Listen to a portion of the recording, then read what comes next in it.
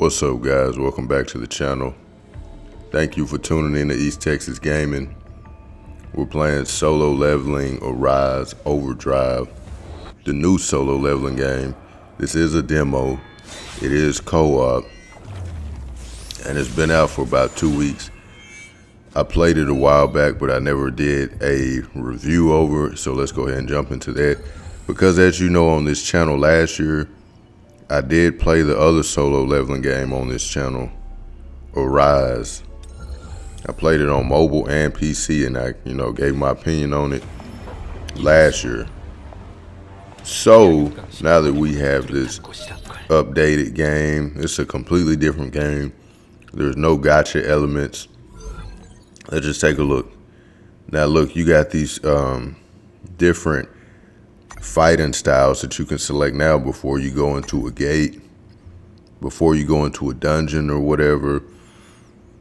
You know what I mean? You can customize everything. Each one of the fighting styles has a different difficulty level, which it'll show you here in a second. And you can swap these out. You don't have to stick with one the entire game. You can go back and, change that whenever you feel comfortable or when you're ready, you know what I'm saying? And the gameplay to this game, honestly, bro, it feels very similar, bro. It's almost the same game, but they did add some stuff.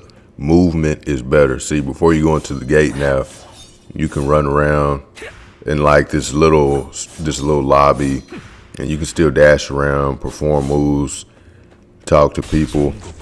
We're gonna jump right into the gameplay. You can still teleport around. You do move faster when sprinting now. Now this is the very beginning of the demo here. You're fighting the ants.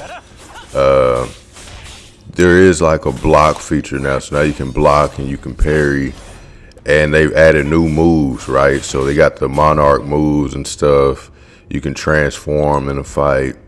But overall, bro, to me, this is not a good gameplay engine for solo leveling. Like, I don't think it is, bro. I mean, just look at the fight sequences in the anime. All the dashing around, him chasing enemies through the air. He's dang near flying. He's jumping off walls, jumping off ceilings, tearing everybody's heads off, destroying people. Sun Jin Woo is like overpowered, right? You got all these sequences, then you play the game and you get this. This looks like the mobile game, bro. It looks like a mobile game. There's not really a lot of depth to the fighting. It's very simple. You know what I'm saying? A toddler could play this, bro. It's just, I feel like a real studio like this. See, this is Ninja Gaiden 4 that's coming out.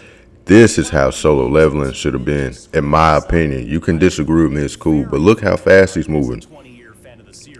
See how violent this is? See, this is how these Ninja Gaiden games are. See all the blood and the way he's just dashing around, taking people midair. You know what I'm saying? When I think of solo leveling, I think of a game with mechanics like this. You know what I'm saying? Now here, I mean, you see the difference? You see the difference from what we have in the actual Overdrive game. This looks like a mobile game to this.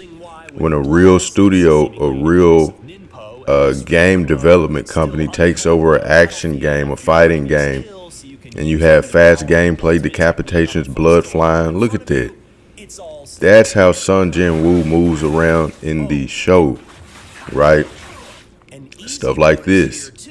I'm not trying to get off subject, but it wouldn't have to be exactly like this, man. I would take a Devil May Cry similar engine without the guns, right? Maybe even a Souls type game, because Elden Ring, Bloodborne, Demon Souls, solo leveling took a lot of reference points from those games, bro. That whole genre, from the leveling up, the stats he levels, like magic and vitality and strength and all those different things. To me, that's just like playing Elden Ring, summoning the shadow people to help you. We could have had a solo leveling game like that, you know. But this, what you're looking at right now, bro, this is like a mobile game. Now, is it good? Well, that's up to you. To me, I didn't really like the game last year, Arise. And this is very, very similar. The gameplay mechanics, the moves that you pick, the way you select the moves. Even though they did add stuff, they added like a new map. You got a co-op feature. You're faster. You do have a few more moves at your disposal. The leveling system is a bit different. There's no gotcha. But yeah, now this is me moving along a little further into the demo. I will say I did not play the entire demo because I'm just turned off by the gameplay completely.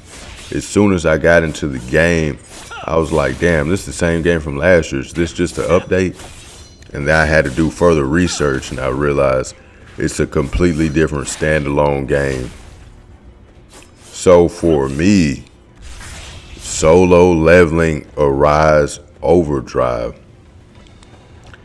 for me, this is just my opinion, it's not the game that I would spend $20 on or $40, however much it's going to cost. I heard it's going to be like a $60 standalone game.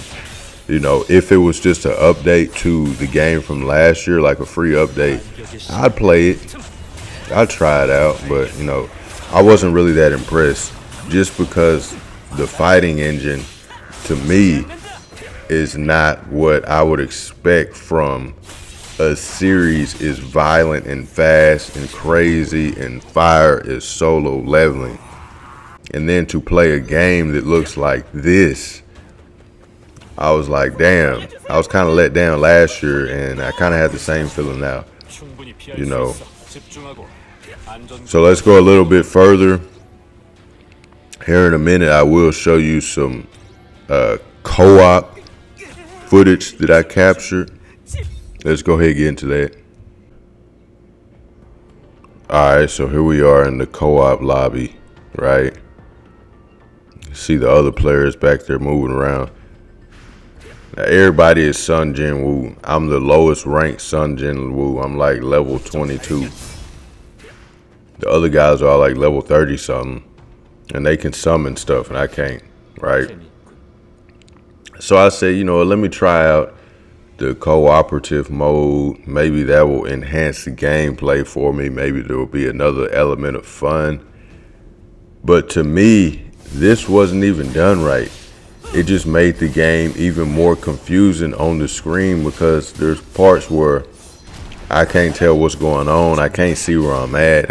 I can't really decipher who's who because it just becomes a cluster. There's just characters and stuff all over the screen and the different hit effects and lights that flash when you hit somebody. It's just all over the screen. Everybody's bunched up. Everybody has summons on the screen. You can't really see your character. It's just jumbled up and becomes a mess. I just feel like they could have did this better, bro. Like co-op on Elden Ring and stuff, I never get confused as to what's going on. But right here, it's just a whole bunch of crap on the screen, bro. It is what it is. Now, I'm not saying it's a bad game. It's just not for me. That doesn't mean that you won't have fun with it. Please don't get upset with my opinion. This is my opinion, you know what I'm saying? So, look at this. It's just stuff all over the screen. You know what I'm saying? There were times where I couldn't tell what was going on. So I was literally just mashing the attack buttons and the inputs for the different attacks while my character was camouflaged by everything else on the screen and all the other characters. Just not the game for me, man. Not how I would have preferred a solo leveling game to look or play. You know what I'm saying? I give it a 5 out of 10 for me, just based on the demo. This is just a demo. The full game could be different. But anyways, I appreciate each and every one of you for tuning in and watching and supporting this channel. If you haven't already, please hit the subscribe button if you enjoy the content. Yeah, man, that's all I got. And, you know, I'll be doing more game, demo, etc. reviews. And I'm waiting on NCAA 26 to drop. Okay, in a couple weeks. I will be playing that on this channel like I did last year's version. Anyways, I will catch you on the next video. Peace.